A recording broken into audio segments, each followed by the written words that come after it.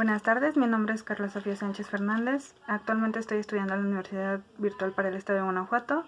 Soy estudiante de la carrera de Derecho, mi matrícula es la 19014932. Mi profesor es el doctor Filiberto Eduardo Manrique. Mi materia es Derecho Internacional. La unidad que estoy cursando es la número 3, el dominio espacial de las actividades de los estados y organismos internacionales. El reto que me toca exponer el día de hoy es el número 5, ¿qué reglas se rompen? Para esto escogí la película El Tribunal de Tokio, donde nos mencionan que durante 14 años hubo una guerra en la cual se encontraba China, Japón, Filipinas, entre otros países, Japón se quería adueñar de los países, cometiendo actos atroces que atentaban contra la dignidad del ser humano. Al final de esta guerra, el Tribunal Militar Internacional decide enjuiciar a Japón y acusarlo de cometer los crímenes que atentaban contra los humanos. Dejó en ruinas varios países, pues quería adueñarse de ellos. Cometieron violaciones, homicidios, de todo tipo de actos que atentaban contra la dignidad humana. Entre los acusados se encuentran 16 gabinetes, los cuales se dividen en 20 ministros exteriores, 15 ministros de economía, 12 ministros de guerra y 9 ministros de la marina. En este juicio también se quería incluir al emperador en ese entonces, pero por motivos que en ese momento no se daban a conocer, decidieron no incluirlo, pues no les parecía como factible acusar al emperador. Después de varios ires y venires, fue un embajador estadounidense,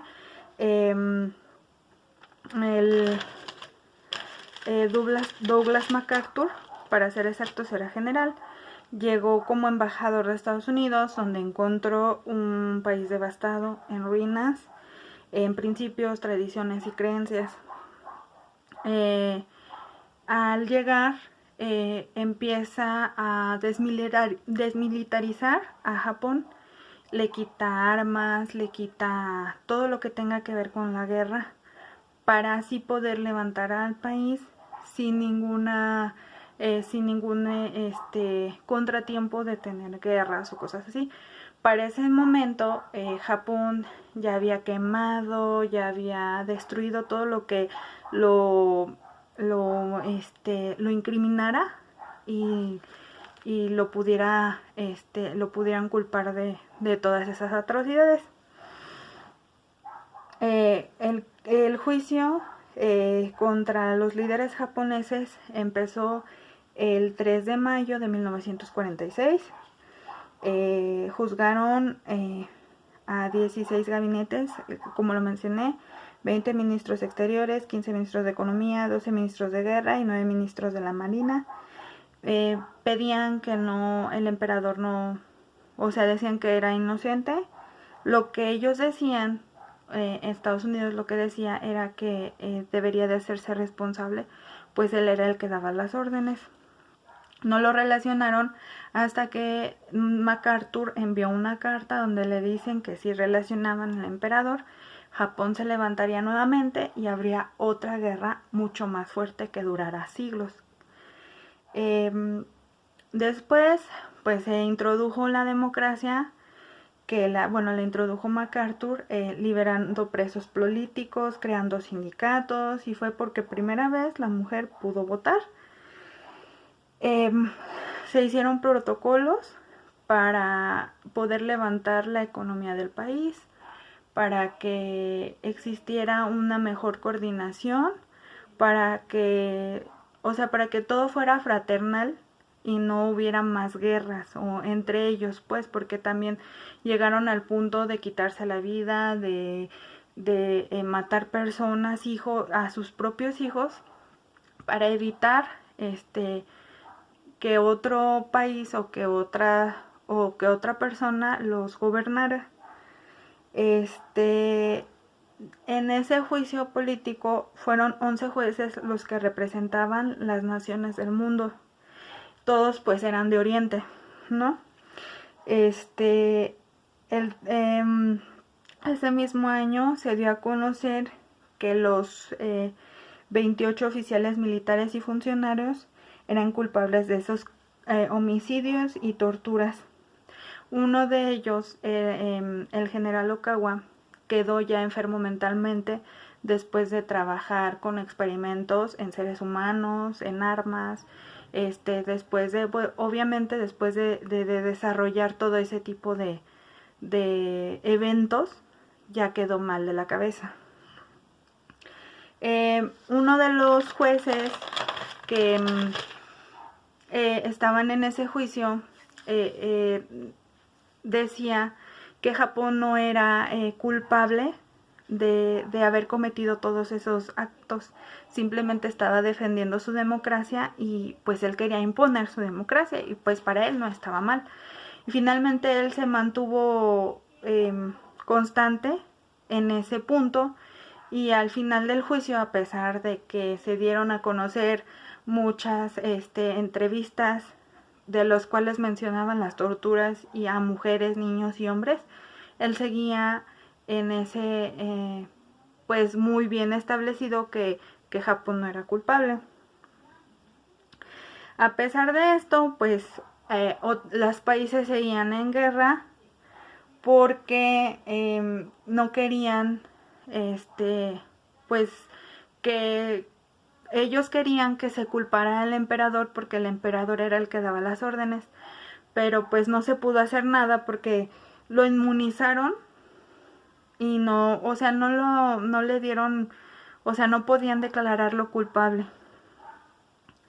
Después de esto, de que se terminó el juicio, de que terminó todo eso, que pues francamente muchos mencionan en documentales que fue una burla. Entonces, dicen que pues entró en vigor una nueva constitución que cambiaría completamente los ideales de paz, acabando con el sistema feudal. Esta constitución la elaboró Estados Unidos, un general de Estados Unidos. El Tribunal Militar Internacional hizo un veredicto poco conveniente, y mencionaban que a pesar de que Japón había firmado un pacto en París, en el que menciona que se condenaba la guerra, como forma de resolver los conflictos, él entró a hacer guerra y no logró evitarlo. Los acusados son declarados culpables, solamente los que actuaron y no el que dio la orden. Fueron 16 cadenas perpetuas, 7 penas de muerte y 2 o 3 más con pequeñas condenas nada más. Al tener un juicio tan poco convincente, se vio comprometido todos esos pensamientos y pues al día siguiente de las ejecuciones de los culpables, a los presos que habían metido les dieron amnistía y los liberaron. Nuevamente salen, Japón se levanta con otro ideal y pues nuevamente regresan a pelear por eso que ellos consideran pues que está bien.